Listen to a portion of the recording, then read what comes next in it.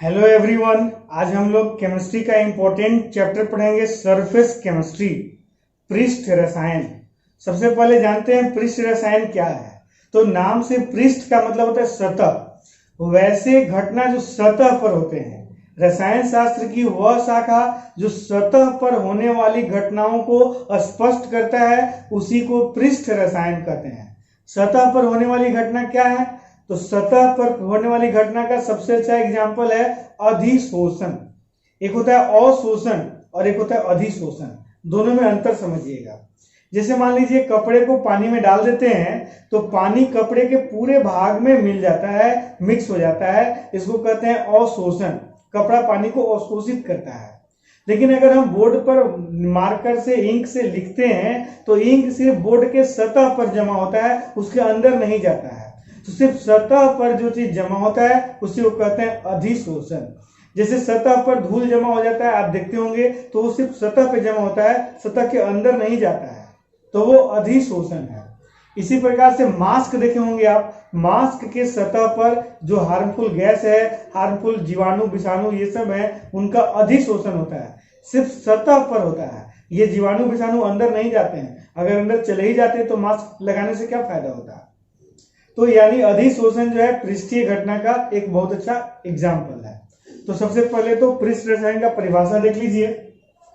रसायन शास्त्र की वह शाखा जो पदार्थ के पृष्ठीय घटनाओं को स्पष्ट करता है उसे पृष्ठ रसायन कहते हैं। पृष्ठीय घटनाओं को स्पष्ट करता है। अब इसका मेन एग्जांपल है अधिशोषण, इंग्लिश में एडजॉर्प्शन। अवशोषण से अलग है ये अधिशोषण, एडजॉर्प्शन। तो किसी ठोस या द्रव के संपूर्ण भाग को छोड़कर, पूरा भाग को छोड़कर, केवल सतह पर यानी पृष्ठ पर दूसरे पदार्थ के अधिक सांद्रण का जमा होना अधिशोषण कहलाता है। जैसे इंक से बोर्ड पर लिख रहे हैं तो इंक का बोर्ड पर जमा होना अधिशोषण कहलाता है। एग्जाम्पल है, देखिए वही जो अभी समझाए थे, मास्क के सतह पर हानिकारक गैसों या जीवाणुओं या विषाणुओं का अधिशोषण होता है। एक होता है सिलिका जेल के सतह पर जलवाष्प का अधिशोषण होता है। ये आपके दिमाग में आएगा कि सिलिका जेल क्या होता है। तो सिलिका तो आप जान ही रहे हैं, बालू है। सिलिका का जेल होता है यानी कोलाइडी विलयन होता है, जिसमें सॉलिड ज्यादा होता है और लिक्विड कम होता है। उस कोलाइडी विलयन को एक स्लाइड पर लगा लिया जाता है, उसका लेयर चढ़ा दिया जाता है और उसी स्लाइड से टेस्ट किया जाता है कंपाउंड का प्यूरिटी। तो कंपाउंड को उसमें गर्म करके वेपर बनाते हैं, वेपर जाकर के उसी सिलिका जेल पर स्पॉट बनाता है और उसके सरफेस पे जमा होता है। वो कंपाउंड का टेस्ट करने का चीज है, ये केमिस्ट्री में बहुत इंपॉर्टेंट है, इसीलिए इसको यहाँ पे हम लोग को पढ़ना भी जरूरी है। तो याद रखिएगा, सिलिका जेल के सतह पर जलवाष्प का अधिशोषण होता है। मतलब जब कंपाउंड का टेस्ट करते हैं उस समय जो जलवाष्प निकलता है वो सिलिका जेल के सतह पे जमा होता है, अंदर नहीं जाता है। अब अधिशोषण में दो चीज भाग लेते हैं। अगर मान लीजिए बोर्ड पर लिख रहे हैं इंक से, तो इंक हो गया और एक बोर्ड हो गया। तो इंक को बोल देंगे अधिशोष्य और बोर्ड को बोलेंगे अधिशोषक। तो जिस पदार्थ के सतह पर अधिशोषण होता है उसको अधिशोषक कहते हैं और जिसका अधिशोषण होता है उसे अधिशोष्य कहते हैं। वही चीज यहाँ पे लिख लीजिए, जिस पदार्थ के सतह पर अधिशोषण होता है उसे अधिशोषक, एवं जिस पदार्थ का अधिशोषण होता है उसे अधिशोष्य। अधिशोष्य यानी कि एडजॉर्बेट कहते हैं। एक और टर्म जान लीजिएगा, विशोषण, डिजॉर्प्शन। अधिशोषण का ठीक उल्टा होता है विशोषण। जिस तरह से एक पदार्थ के सतह पर दूसरे पदार्थ का जमा होना अधिशोषण है, उसी तरह से अधिशोषित सतह से दूसरे पदार्थ का हटना विशोषण है। तो अधिशोषित सतह से अधिशोष्य के पृथक होने के प्रक्रम को विशोषण कहते हैं। अधिशोषण का उल्टा होता है विशोषण। इसको लिख लीजिए। इसके बाद हम लोग अवशोषण का परिभाषा पढ़ेंगे ताकि अंतर हम लोग लिख सकें अधिशोषण और अवशोषण में। इसको जल्दी से नोट कीजिए।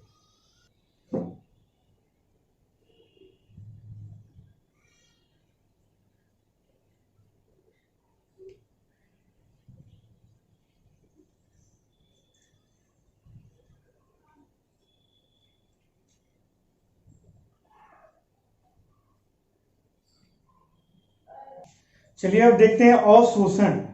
अवशोषण क्या है? तो अधिशोषण सिर्फ सतह पे जमा होता था, अवशोषण में पूरे भाग में दूसरा पदार्थ मिश्रित हो जाता है। किसी पदार्थ के संपूर्ण भाग में दूसरे पदार्थ के समान सांद्रण के मिश्रित होने के प्रक्रम को अवशोषण कहते हैं। इसका एग्जाम्पल है निर्जलीय कैल्शियम क्लोराइड द्वारा जल वाष्प का अवशोषण किया जाता है। निर्जलीय कैल्शियम क्लोराइड मतलब वैसा कैल्शियम क्लोराइड जिसमें जल की मात्रा नहीं है, वह जल का अवशोषण करता है। अब अधिशोषण और अवशोषण में अंतर लिखने के लिए आता है।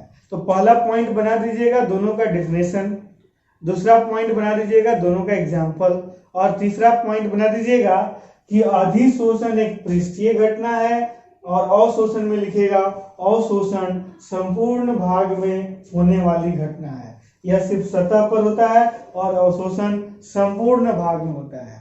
तो इस तरह से अधिशोषण और अवशोषण में आप अंतर लिख सकते हैं। समझ में तो आ ही गया होगा, लिख लीजिए इसको। इसके बाद हम लोग पढ़ेंगे अधिशोषण के प्रकार।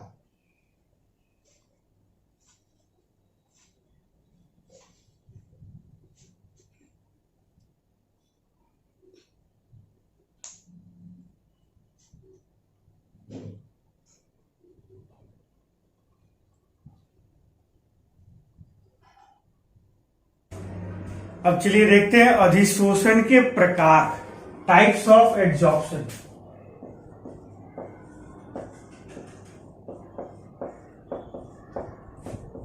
अधिशोषण के प्रकार, टाइप्स ऑफ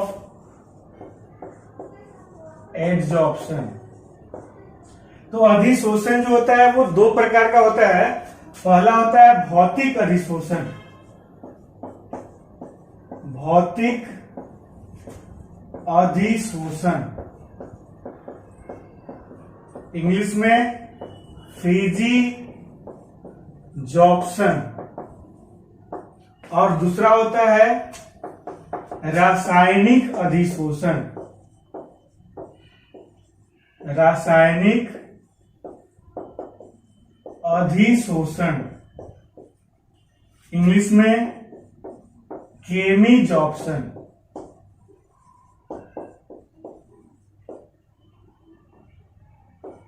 अब एग्जाम में आता है कि भौतिक अधिशोषण और रासायनिक अधिशोषण में अंतर लिखें। तो जब एग्जाम में अंतर ही आता है तो हम लोग अंतर ही लिख लेते हैं। इसी अंतर में परिभाषा भी हो जाएगा और दोनों का अंतर भी हो जाएगा। तो एक टेबल बना लीजिएगा, एक तरफ लिखिएगा भौतिक अधिशोषण और एक तरफ लिखिएगा रासायनिक अधिशोषण। पहला पॉइंट लिखिएगा कि जब अधिशोषक एवं अधिशोष्य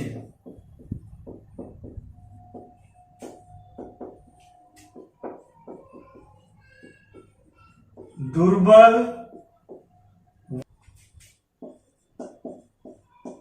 वांडर वाल आकर्षण बल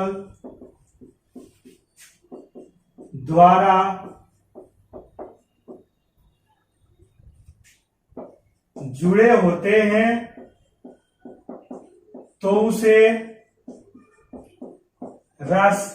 उसे भौतिक अधिशोषण कहते हैं। भौतिक अधिशोषण कहते हैं। यानी भौतिक अधिशोषण में जो आकर्षण होता है वह दुर्बल होता है, और अगर अधिशोषक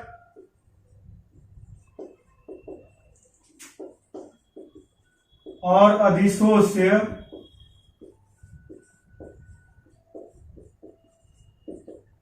प्रबल रासायनिक आबंध द्वारा जुड़े होते हैं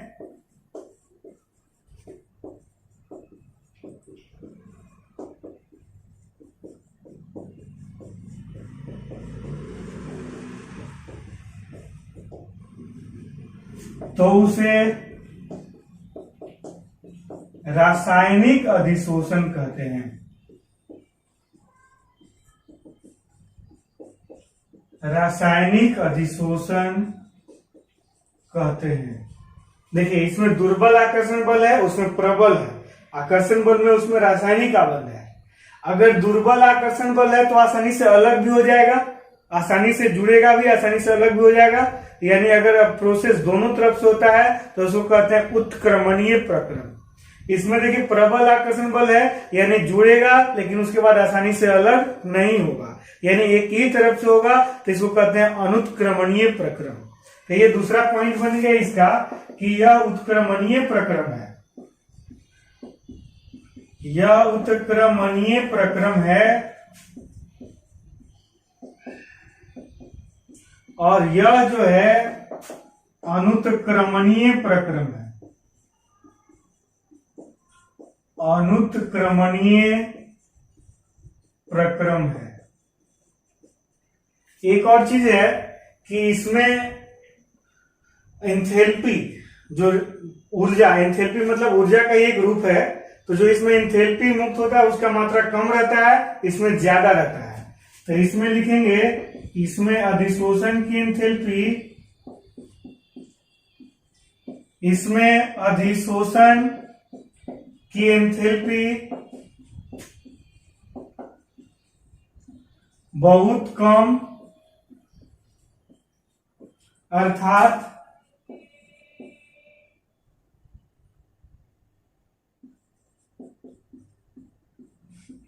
20 से 40 किलो जूल प्रति मोल होती है। और इसमें अधिशोषण की एंथैल्पी बहुत अधिक, अधिशोषण की एंथैल्पी बहुत अधिक,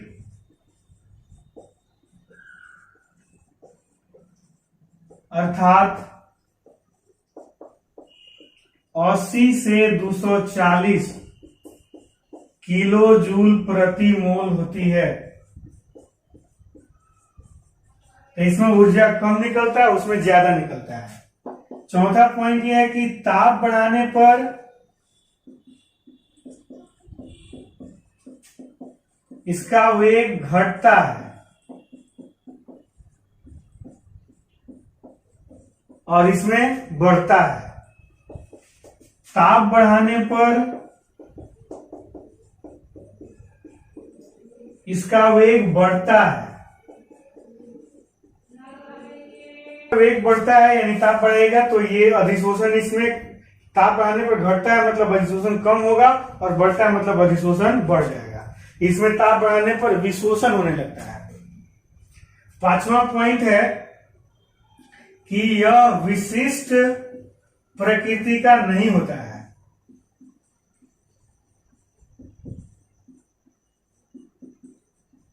यह विशिष्ट प्रकृति का नहीं होता है, मतलब इसमें क्या है कि कोई भी अधिशोष्य किसी भी अधिशोषक पर जमा हो सकता है, लेकिन यह विशिष्ट प्रकृति का होता है, यानी विशेष अधिशोषक विशेष अधिशोष्य विशेष अधिशोषक पर ही जमा होगा, सब पर नहीं जमा होगा। यह विशिष्ट प्रकृति का होता है।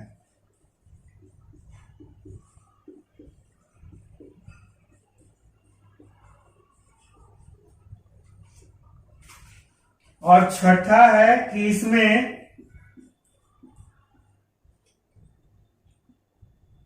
बहुआण्विक परत का निर्माण होता है, परत का निर्माण होता है। इसका मतलब यह है कि अगर एक लेयर बन गया अधिशोष्य का, तो उसी पर दूसरा लेयर भी बनेगा, तीसरा लेयर भी बनेगा, यानी ढेर सारा लेयर बनेगा। लेकिन इसमें एक बार अधिशोषण हो गया तो उसके ऊपर दूसरा लेयर नहीं बनेगा। तो इसमें एक आणविक परत का निर्माण होता है, एक आणविक परत का निर्माण होता है।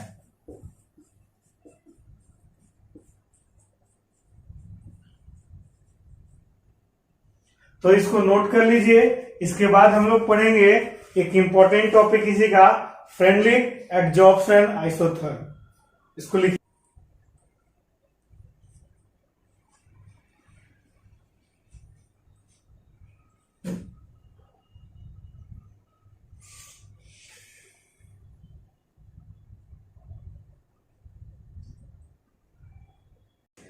चलिए अब देखते हैं फ्रेंडलिक एडजॉर्प्शन आइसोथर्म, हिंदी में फ्रायंडलिक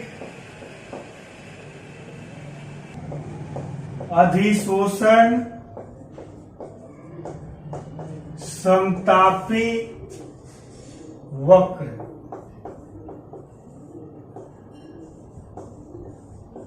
फ्रेंडलिक एडजॉर्प्शन आइसोथर्म।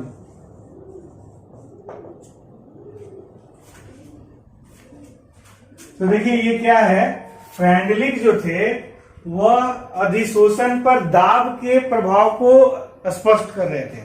तो उसके लिए ताप को उन्होंने कांस्टेंट मान करके स्टडी किया कि दाब बढ़ाने पर अधिशोषण पर क्या प्रभाव। फ्रेंडलिक ने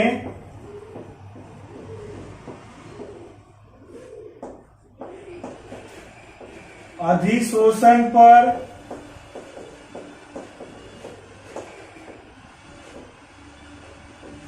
दाब के प्रभाव को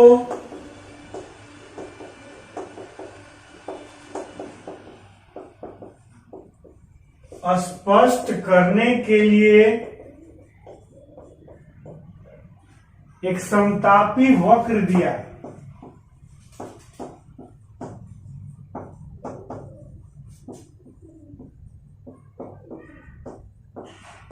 इसे फ्रायंडलिक अधिशोषण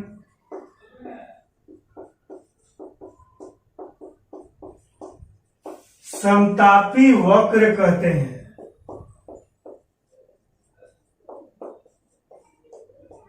देखिए क्या है इनका वक्र, एक ग्राफ है, एक तरफ ले लिए x बटा m, यहां x जो है यह है अधिशोष्य का द्रव्यमान। जैसे अगर इंक का अधिशोषण हो रहा है बोर्ड पर तो x जो है इंक का द्रव्यमान है, और m जो है यह है अधिशोषक का द्रव्यमान।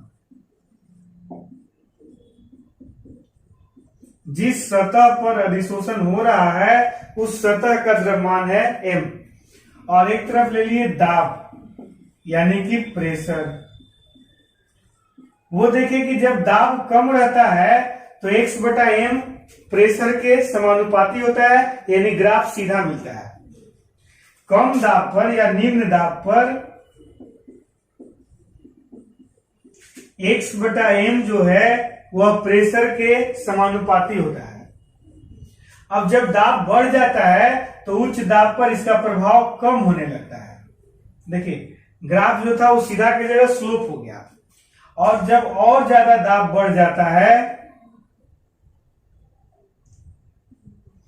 तो ये पैरेलल हो जाता है, इसके समानांतर हो जाता है। देखिए यानी आप दाब कितना ही बढ़ाते रहिए अधिशोषण में कोई वृद्धि नहीं होगा, यानी कि उच्च दाब पर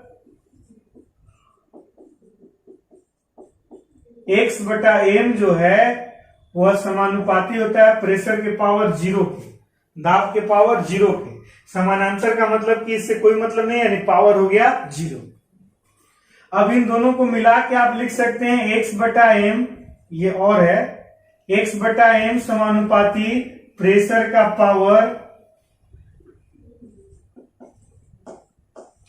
1 बटा n, जहां n मतलब 1 2 3 4 डॉट डॉट डॉट।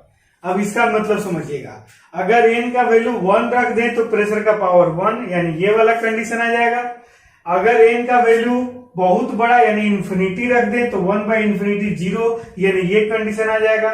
और अगर बीच में रखें तो ये बीच वाला स्लोप वाला कंडीशन आ जाएगा। अच्छा, इसको x बटा m इक्वल टू, जब प्रोपोर्शनल को समानुपाती को बराबर में बदलिएगा तो एक कांस्टेंट आएगा k इंटू प्रेशर का पावर 1 बाई m। अब दोनों तरफ लॉग लेने पर